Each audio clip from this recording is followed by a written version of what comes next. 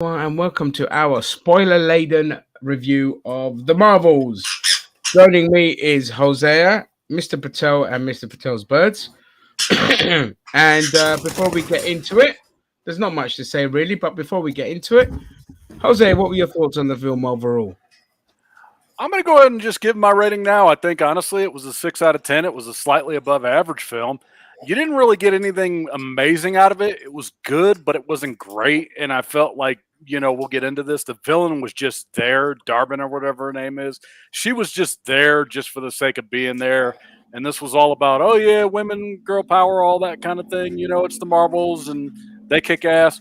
The one thing that I could say positively is that Iman Vellani was the MVP of the film for me. I think that she's really good, and I think that if she continues doing what she does, she's going to go places.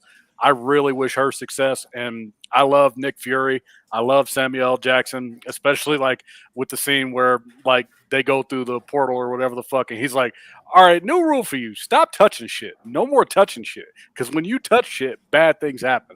I love like Samuel L. Jackson with his little one-liners. But it was a good film overall. Yeah, Patel. I went in with this film with kind of lowish expectations, but I ended up actually enjoying this film quite a lot. Some of the cultural things I could relate to, regarding Ms. Marvel, and I very much appreciate that, how all the shit in the world could be not your fault, but because you kind of involved in it, your parents going to blame you regardless, and that's something I picked up on straight away. The way they were looking at her like, Kamala, huh, Dikri, huh, so yeah, and so I like that. I thought the action scenes when they were switching bodies was really well executed, and overall there were some stupid moments in this film, like the fucking song Planet and stuff like that, and I thought the villain wasn't that great either. Yeah. That happens to be Tom Hiddleston's fucking wife, by the way. But he's already fucked half. He's already fucked half the fucking female roster there anyway. But regardless, or maybe more than half actually. But regardless, I thought there was more good in this than bad, and it sets up so much in the future. And regarding the girl power thing, I mean, we all knew this was going to be a girl power movie from the very get go. And was it done well? I think so. I think they did a really good job of softening up Captain Marvel as well. Like, she wasn't this hard ass bitch. She had she had elements to her personality, that she wasn't a fucking ice queen. She was caring, and she gave a damn, and she was friendly, and she was fun, and all of these sort of things. So yeah, I think they did a good job with this movie. I liked it, and this film's getting a lot of shit at the moment, which is not surprising because we live in an incel world. Yeah. So I mean, I'm with you guys. I enjoyed it for what it was. It was a lot better than I thought it would be. It wasn't great. I have to, although Fury had one or two good lines in it. Yeah. I fucking hate this Fury. This just isn't Fury for me. I want Fury dead now, quite frankly, because you're a racist, you bastard. You can't say shit. I want the black guy dead now because I've had enough. It's one black guy too many, obviously. I want Fury dead now. I think he needs to go out on a high. When we do Secret Wars or whatever we do, I'm actually with you. As we get into it, I'm going to elaborate. Like, there's a reason why I want Fury to go. But we'll get into it. I want him dead. Vellani, she was by far the standout. Her and her family, again, fantastic. Really funny, but also just really, really good. The chemistry between the trio was actually fantastic. It was nice to see Monica Rambeau have a bit more personality in this, because when I watched her in They Clone Tyrone, she was one of the standouts in that film. She was amazing.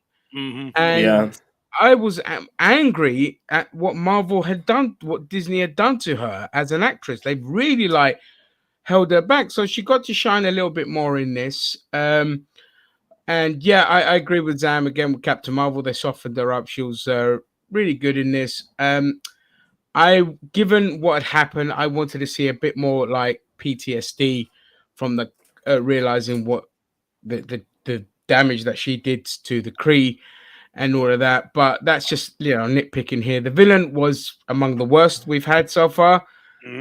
Just terrible pantomime villain, pointless villain.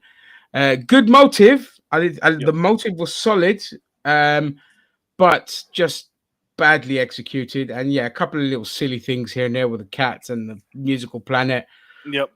But overall, it's not a film that I would avoid watching again. Like, I'd happily whack it on and just have a good time watching it again. Like, so I'm with you guys. So the plot of the film was a Kree, that a kind of successor to Ronan the Accuser. I forget what her name was, but they're part of the kind of fundamentalists sect of the Kree. They're very war hungry and all of that. And she's actually, although her execution is abhorrent, she actually has good intentions in that she's trying to restore her damaged planet, a planet that was damaged when Miss Marvel came and destroyed the giant head, or the big AI machine. And that caused a cataclysmic effect on the Kree home world. And so, what's the name of the villain? Darwin. No, I don't. Okay. Just basically, she's going around in vengeance, attacking planets that are dear to Captain Marvel's hearts and siphoning off certain resources from there, like air, water, the sun, etc. And in the midst of that, when she finds one of the bangles, it causes rifts in space, to which Quasar and Captain Marvel touch these rifts, and it kickstart a thing where everyone's interchanging their powers. And so you have this really cool thing that when they use their powers at the same time, so not individually, it causes a switch, and we get some fantastically funny moments like by God, she's gone through the table when Captain Marvel goes. I love that bit. I thought that was hilarious. It was just great. Some great bits. Obviously, we get to see more of Sword, which is the where Nick Fury is in space, the kind of extraterrestrial defense. Wasn't it called Saber? Yeah, Saber. Sorry, Saber. Yeah, they're called Sword in the comic book, so that's why. Fair enough. They're called Sword because Sword and Shield, you see. But they called it Saber, but it's the it's Shield of the space, basically, and we got to see that. There was a big black guy in there who I thought he would look fucking awesome as Bishop. The guy that worked on the spacecraft with a beautiful beard. The big dude. He would have made a fantastic Bishop. Because he was an alien, by the way.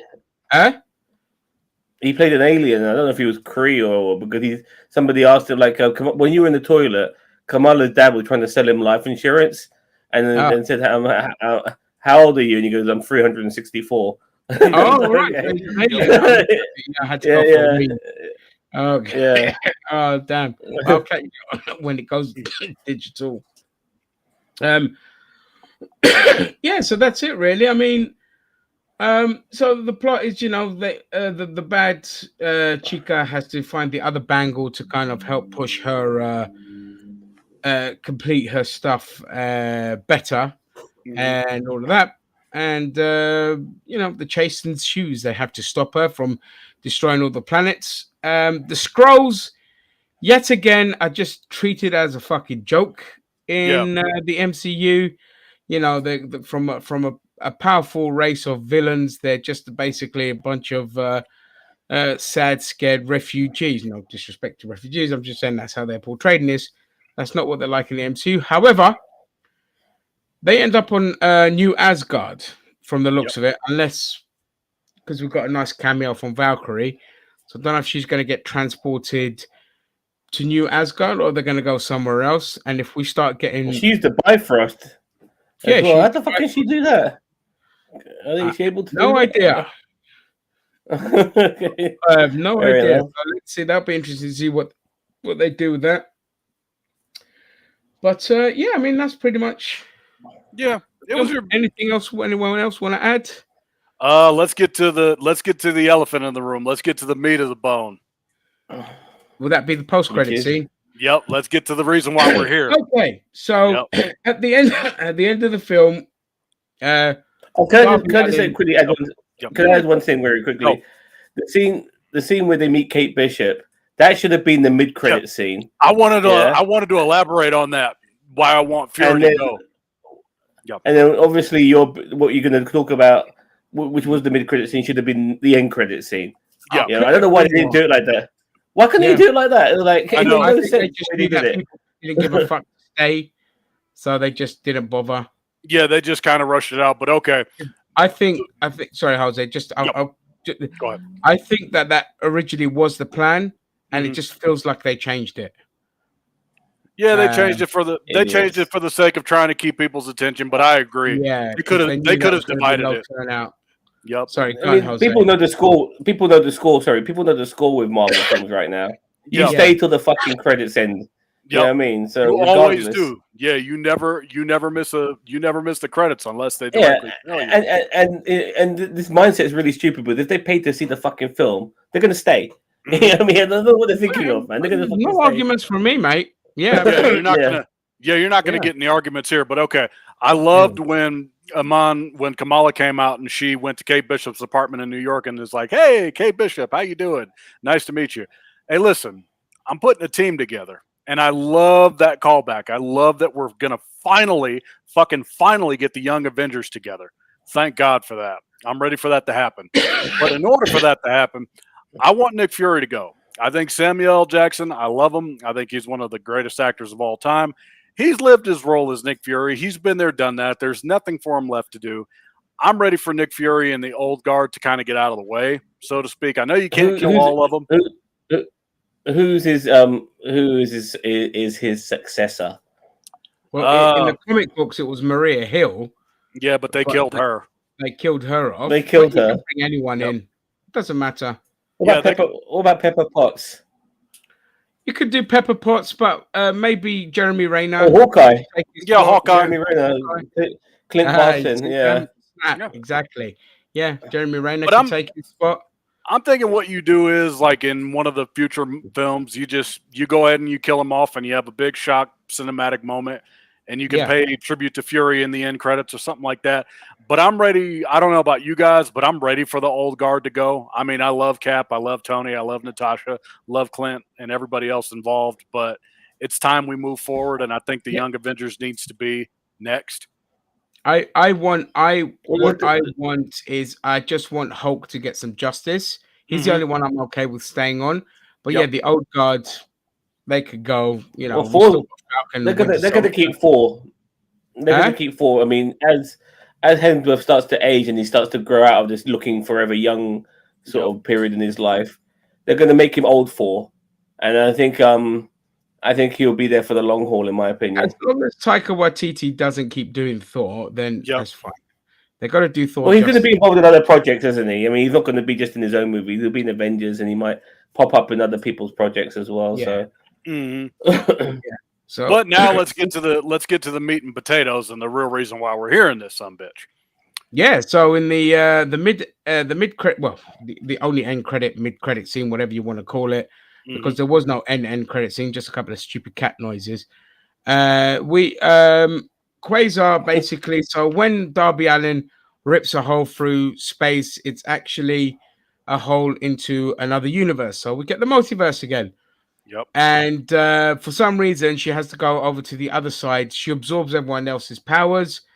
Not completely, just takes in a lot of their energy, goes out into space to shut the rip through time and space. But apparently she has to go on the other side to do it. She can't do it from her side for whatever reason. So she does that. She closed that, and she's obviously now trapped in the other universe. So we lose Monica Rambeau here. And then when she wakes up, we get a cute little scene where she opens her eyes and sees her mother. Her mother, who is, of course, Maria Rambeau, who's dead in the 616, and she died of cancer. And so obviously Monica freaks out when she sees her, mummy. And then we get Kelsey Grammer, the Beast Man himself, pop in, and I loved it with an asterisk. And then Maria Rambeau takes a garment off, and we get Binary. So we got 2 mutants. So she's a mutant in this one. So I'm pretty sure Binary is a mutant in in the comic books. And so we got Binary and Beast from the Fox universe. It was very clear that that was Beast from the Fox universe. You can tell from the setting next to the danger room and all this kind of shit, the med bay. And yeah, it's, and we know where we're going after this. We're getting to we're getting to the mutant saga, ladies and gentlemen, the most anticipated saga since Thanos for me. I'm looking very much forward to this one. We know that we're entering the I see some people are joining us and the numbers have gone up, so we are doing spoilers, by the way. Obviously we know that the next film after this is Deadpool. And so Deadpool is set in the Fox universe. So let's see if Rambeau will be in this film or will play a part in this film. That would be good to see. Continuity and all of that. But the asterisk, and Patel agreed with me on this one. In fact, why don't you take it, Patel, because I'm doing all the talking about not really wanting this universe, these actors. Yeah, like somebody like we Kelsey Grammer's in his 70s, and by the way, this Kelsey Grammer Beast was a CGI version of him. It wasn't him in makeup. We need to move on from the Fox Universe characters. It was all nice seeing the Fox version of oh god, what's his name? Beast. The guy in WandaVision. No, this fast guy. Oh, Quicksilver. Quicksilver. It was good to see him. I love that. I really, but obviously that led to nothing. It was a fucking cock tease. Well, it was good to see Charles Xavier come back, but that was a parallel universe. That doesn't mean fuck all. I want like new actors to, like Hugh Jackman, even though he's going to be in Deadpool 3, the guy's knocking on 50. Like he can't play this eternal youthful character forever, even though he's done a great service to the character of Wolverine. We need a new crop of actors playing all of these roles. We need a new Storm, we need a new Jean Grey, we need a new Cyclops, we need a new Wolverine. We need them all. A new Charles Xavier, and on the mutant side, a new Mystique, a new Storm, new Magneto, everybody, new everyone. Yeah, you don't need to go through everyone. Yep. The only thing I want to happen, just for shits and gigs, is Deadpool graduates from X-Men trainee to like an actual fucking X-Men. I know they won't do that, but for shits and gigs, I think it would be fucking hilarious if he joins the X-Men and he's like, "I'm no longer a trainee. Yay! Let's do some shit." Yeah, I mean that's what. The only kind of they need to.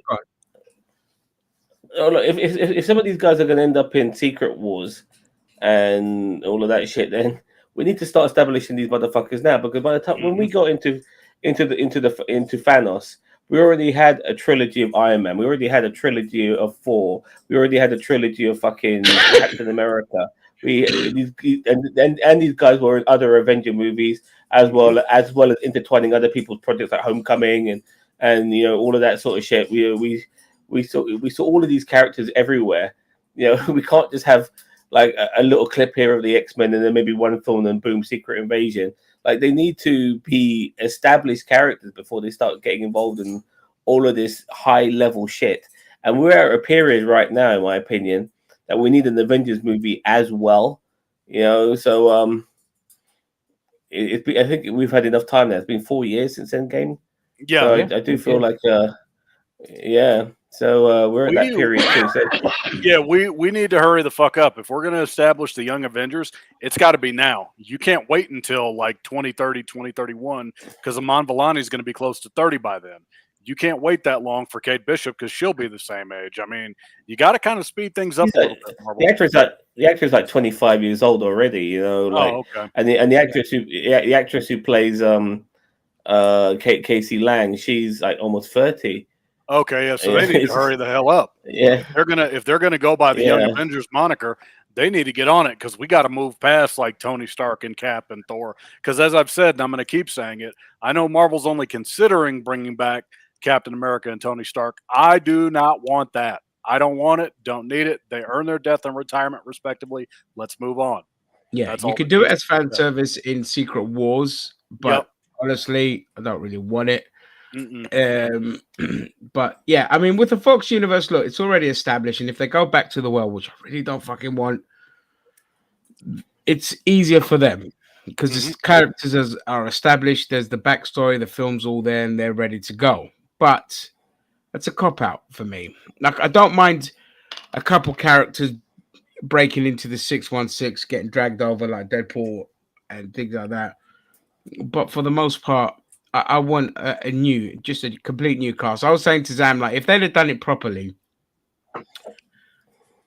which they couldn't, obviously, because there was the rights issue, so that they really couldn't, even if they wanted to. After the snap, the two snaps could have been like, a thing that caused mutants to become a thing, just like with Quasar. With Monica Rambeau, she walked through the hex twice, and that's what gives her her powers, and that. And Wanda was part of one of the Infinity Stones, the Reality Stone, I believe it was, or one of those, not the Reality. No, it was the Mind Stone. Mind Stone. Thank you. Yep. That's the one I always keep forgetting. Yeah. So it should be the Reality Stone, but it was the Mind Stone. It should be, but yeah, it was the Mind Stone. But because of that, having the snap, the radiation that came from that snap should have been what triggers a mutant in this universe, and it makes perfect sense to do it. So going to the other universe and bringing them in, it's fine for Secret Wars. Like, if they do that for Secret Wars, that's fine. But after that, we need a fresh, a new, make it more interesting. There's such a huge, rich fucking roster to work with. And here's something else too. Stop giving us people we don't give a fuck about, Marvel. Please, just because you have characters doesn't mean that everybody's going to care about people. I mean, I hate saying that, but you don't need to pimp out all these characters just because you have the IP to those said characters. Give us people that we give a fuck about. Like, I'm sorry, I don't give a fuck about Agatha. I don't give a fuck about Agatha. I don't give a fuck about Ironheart. I'm like, I just don't. What I want is more connective tissue. Like, even in this one, like, why the fuck are they not talking about a giant? I said this so many times before. They're in Saber, they're in space. We should at least seen the fucking giant celestials sticking out of Earth from Eternals in this one, at least. No, not even this one. We didn't get that. And only with the mid-credit scene, or the scene with Ms. Marvel at the end talking to Kate Bishop, did I finally think to myself, wow, we're getting some connectivity. Finally, like, it's happening, because they've thrown away the 10 rings thing, because if you saw Ms. Marvel, the bracelets had some sort of connection with the 10 ring when they found Kamala's bracelet in the flashback scene in India. Yeah, there's no 10 ring thing going on anymore now. They've totally fucking gone away with that shit. So when it came to the second bracelet, so yeah, I want some fucking more connectivity. Feige needs to make sure he tells his writers, look, this is what's happening here. So make sure that something is going on here and stuff like that. And no little fucking comment section on the fucking newspaper. I need more than that. Which is what they did with She-Hulk regarding that Celestial.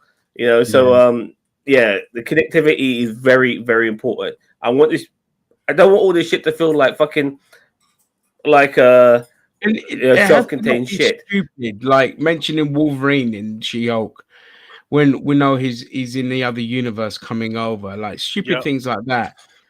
It's not just mentioning it has to make sense, like you're saying, with the fucking hand sticking out. That makes sense. Yeah, don't Vince Russo it. Don't Vince Russo it where you promise us shit and then you underdeliver on shit. Don't do that. Stop doing that to us. It has to connect. It has to make sense.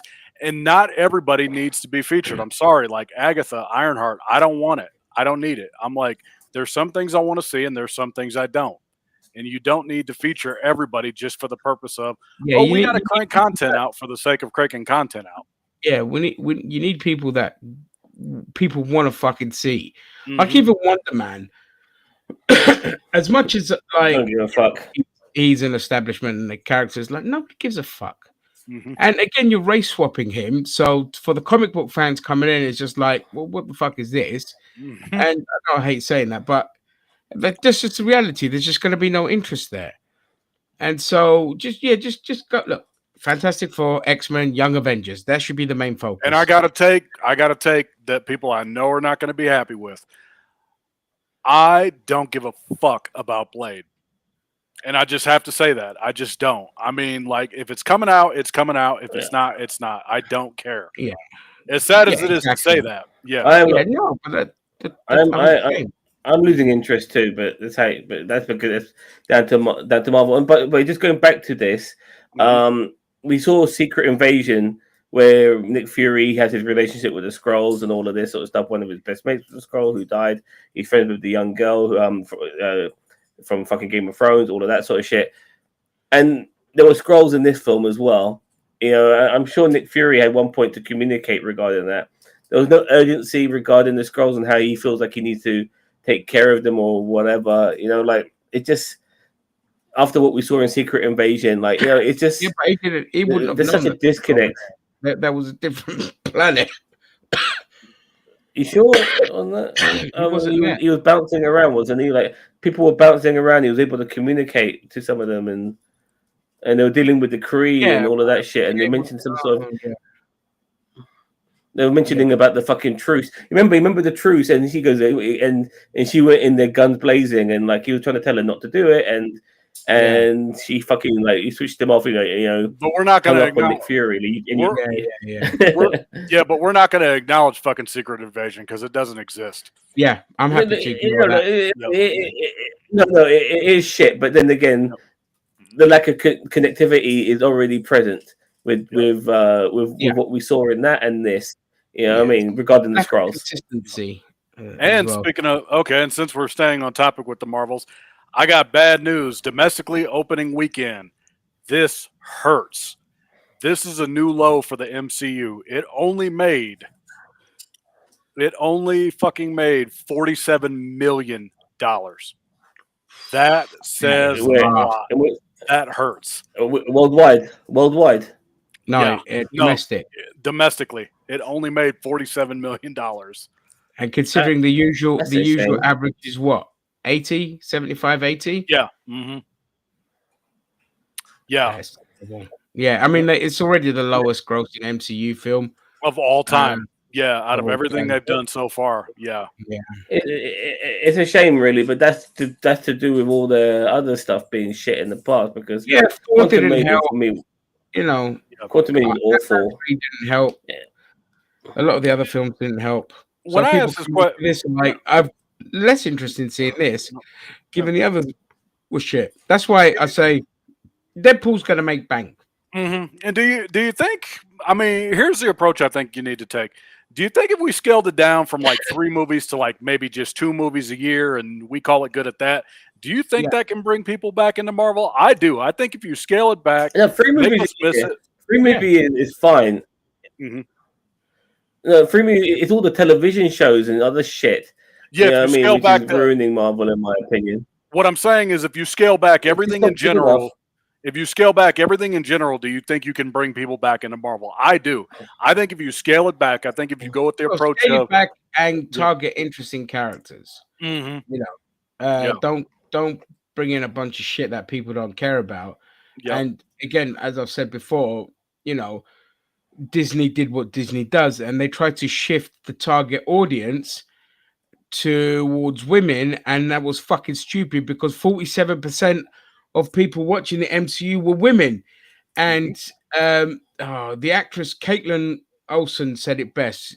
She is plays Dee in It's Always Sunny in Philadelphia. And when they did an episode where they're the test audience for Thunder Gun, all this kind of shit. And they talk about it. They're like, she's like, why are you shifting the demographic? Why are you shifting it towards women when women wanted to see the shit that was made it good in the first place? We want to see the dong hanging. We don't want to see other women in there because that's fucking what she said and all this kind of stuff. But the fact is that trying to focus on a different demographic alienated both demographics. and the numbers and the box office. They want to see the three Chris's with their shirts off. Huh? Yeah, that's what they want to see. They want to see their shirts. They want to see the men. They don't want to see other women. They want to see them fucking, with their biceps bursting and sweat drizzling down their chests and stuff like that. All three of the Chris's, they want to see them do that. Fast and Furious is a prime example. Fast and Furious has not changed its target demographic. It's not tried to target women. It's stuck with the same demographic, okay? And it has an exact 50-50 split of male and female audiences. Every time I would go to the cinema as well, half the cinema was women, half the cinema was men, okay? Because it had what women liked as much as men. Cars, sweaty blokes or sexy chicks for the guys, all right? That's and explosions and guns. I mean, I couldn't tell you the difference between Fast 5 and Fast 6. For all I know, they're the same fucking movie. I mean, but people go to see them. They go to see for the action, the men, and all this kind of shit. Now, if you suddenly turn that into all women, the women aren't interested in going to see it. Yep. There's nothing there for them. Is it really? I know this film was a women's movie, but what? I know this is a women's movie, but has there really been that much of an injection of women within the MCU? I know that some of them have stepped up and have more popular roles. From Iron Man, you got Agatha, you've got Echo, you've got like male characters being sidelined by females and all this kind of shit because they're doing the whole girl boss thing, and it's just like. But there's still plenty of men though. Like you got the Guardians of the Galaxy, which are majority men. Hang on, you got Thor, you got Loki. Wait. Look, even in Loki, we had a huge focus on female Loki. In really, I don't think it was that big. I don't think Sylvia was that big a character. In the first season, we did. All right, and people didn't like that because they wanted we want Loki. It would be like doing WandaVision and then focusing everything on Agatha or someone else. But Loki was still critically acclaimed. You know what I mean? It was still popular regardless of that. People loved it. But there were the gripes, and that's why in series 2 she takes a back foot. Yep. Because one of the biggest criticisms of series 1 was it's too focused on female Loki. We don't care about that. We want Loki, and all this kind of shit. And that's what I mean. It's been that shift in demographic that has caused a lot of outrage, stupid outrage, and it's also alienated both sides because they kept following what Twitter wanted, and Twitter is not real life. And this is what we're seeing. All these films are like Twitter-esque, all this kind of shit. And the product has also. It doesn't help that the product is shit. So when the product is shit as well, it suffers. But some of these characters are established comic book characters, like Kate Bishop, like Casey Lang. They've been within comic books forever. They're just continuing the storyline. People want to see Hawkeye. And we got Hawkeye, in my opinion. We got him doing a lot. I know, but he's also got his sidekick. Yeah, I mean, I know that, but people wanted more than what we got, kind of thing. When the whole point of that series is to set up the next generation, people sour to that kind of shit. Fickle idiots. Yeah, they don't know what they want. Yeah, it's across the board, like especially in the MCU TV stuff. You can see it across the board. And that was a misstep on their part. They should have just stuck with what works, kept it 50-50. I think there is more of a 50-50 balance. When you got things like Doctor Strange, obviously you got Wang as well, but you got America Chavez as well as Scarlet Witch playing the antagonist. She is the bad guy. I mean, you would have thought some of those incels would have been fucking happy about that for once in their lives. Yeah. As I said before, good luck with that. Yeah, as I said, like people were complaining about Mighty Thor, but she fucking dies. I mean, Thor's still there. And all of that. No one could. The thing with Chadwick Boseman was just unfortunate, but the supporting cast, people realized in the first fucking movie, were mainly women. So he had a fucking bodyguard and shit. No one gave a fuck about it back then. Now they do because they have to step up because Chadwick Boseman's gone. I think some of I mean I know there are women in this stuff who've been there from the very beginning. I just think they're playing a little bit more of a prominent role, but they're not like they're not being necessarily like titillating. but they are just part of the comic book world, and Marvel have to do what they can to spread things now that certain people are gone and new people have to come in. That's how I look at it anyway. All right, what does Block say? Block said, Fantastic Four have to show up. Please don't make another F4 movie. Too late, Block. The last two were awful. Just bring them in. They're established. Everyone besides a noob knows of them. It's like, yeah, but you got to bring Fantastic Four into the MCU. They have to have their own. How are they going to bring them in? There's two. Are they going to bring them in through the mutant universe, or the rumor is that they were 60s astronauts who get lost in space and then they come back in the modern day? We don't know yet. We don't know. I don't know. I don't want them coming in from another universe. I want them in the current universe. So time travel. No, not time travel. Time warp, like a black hole thing. No, interstellar. Like they were like guys who got lost in space in the 60s in some sort of space catastrophe. These astronauts and shit, and then really what it was, there was some sort of time warp, and then they end up in the future, and they got all these powers now and stuff. And Grim's a fucking walking rock. I'm not fussed as long as they're just established in this universe and not from the multiverse. So yeah, I don't care if they get time warped, travel, get caught in a God, what was the fucking storm that they got caught in? I forgot. But yeah, whatever, man. As long as they're just in the 616, rather than from another universe. And if the Fox lot come in, do it as a bit of fan service during Secret Wars, but let's get another. I want them to be mentioned in some capacity before they are seen. I want people to have. Yeah, I agree. Before, that's what I think is fundamental. So in other films and other media, and in the news where you have Reed Richards, this big rock motherfucker looking thing just like smashed a building trying to save motherfuckers, like something like that. Like this big rock, like in Winter Soldier, they mentioned Stephen Strange, they mentioned Wakanda in fucking Civil War, and Ultron. And not adamantium, vibranium, and all of that sort of stuff. Yeah, exactly. Like they could bring up these names and stuff like that. And obviously, we've already seen Reed Richards in Doctor Strange. So would it be the same actor or not? Who knows? Who knows? But that's the way to do it. That's the best way to do it. Just start putting pockets in, so when it happens, and you're like, woohoo! Yeah, start giving it to us. And I don't give a fuck if. I don't give a fuck if Secret Wars is a fan service movie. I'd rather it honestly be a fan service movie. It needs to be a fan service film. Yep. Secret Wars, if you're going to bring in people from the other universe, it has to be total. Yeah. Like they did with a Flash, but not that bad, if you know what I mean. Yeah. You got to. Otherwise, people might not give a fuck about watching it.